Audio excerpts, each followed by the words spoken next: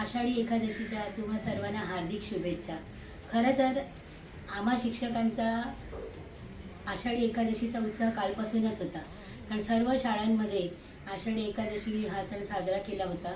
आम्ही सर्वांनी शाळा सुंदर सजवली होती, आमची मुलं वारकरी बनून आले होते आणि आम्ही दिंडी काढली। विठ्ठल रखुमाई होती, सर्वांनी त्यांचे आशीर्वाद घेतले। विठ्ठल रखुमाईला तुळशीच्या माळा बनवल्या आम्ही आमच्या हाताने आणि इतकं सुंदर वातावरण होतं आणि सर्व सर्व जाती धर्माची मुलं त्या वारीमध्ये होती। कुणाच्याही मनात काहीच नव्हतं की माझी ही जात आहे, माझा हा धर्म आहे, आणि तो एक वेगळाच अनुभव होता, स्वर्गीय अनुभव होता।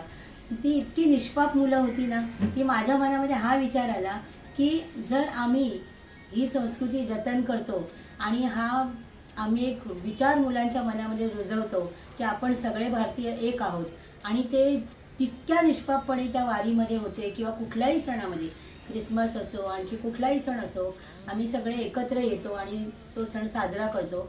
मग पुढे जाऊन जेव्हा ही मुलं भारताचे नागरिक बनतात तेव्हा मग का अशी भांडणं होतात जाती धर्म याच्यावरून, हे मला अजून कळलेलं नाही आहे। तसंच आम्ही शाळेमध्ये नुसतं सण आनंदासाठी साजरा नाही करत, तर आमच्या शाळेमध्ये आम्ही मुलांना ह्याचीसुद्धा उत्तरं देतो की का विठ्ठलला तुळशीची माळ घातली जाते।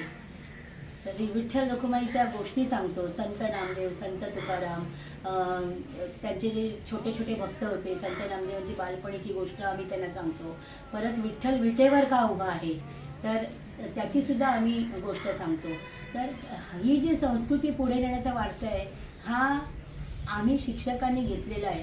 फक्त मला एवढंच रिक्वेस्ट करायची होती, अगदी विनंती करायची होती की तुम्ही घरीसुद्धा मुलांना हे विचार रुजवा की ज्याप्रमाणे विठ्ठल म्हणजे तो अबीरला का लावतो, तर ते अबीर म्हणजे भक्तांनी चालत आलेली जी माती असते ती माती चाळून त्याच्यामध्ये अबीर मिसळून त्याचं ते गंध तो लावतो, कारण त्याला बघवत नाही की त्याचे भक्त एवढे वाट बघत असतात इतका वेळ, त्याला ते अपराध्यासारखं वाटतं, त्याला फार मनाला लागतं की माझे भक्त तासनतास उभे आहेत आणि म्हणून त्यांची धूळ तो डोक्याला लावतो। म्हणजे जो अख्खं विश्व निर्माण करतो तो देव इतका नम्र आहे, तर मग आपणही त्याच्याकडून हे शिकायला हवं। आम्ही शिक्षक म्हणून ही जबाबदारी घेतली आहे आणि थोडी जबाबदारी तुम्हीसुद्धा घ्या अशी माझी नम्र विनंती आहे। आज या दिवशी सकाळी आम्ही विठ्ठल मंदिरामध्ये गेलो होतो दहिसरच्या, आणि आम्हाला फार प्रसन्न वाटलं, इतकं सुंदर वाटलं ना की आम्ही आता तुम्हाला विठ्ठल रखुमाईचं दर्शन घर बसल्या करवतो। ते घ्या आणि मी जो विचार सांगितला आहे त्याच्यावर विचार करा आणि तुमचं काय मत आहे तेही मला कळवा। धन्यवाद।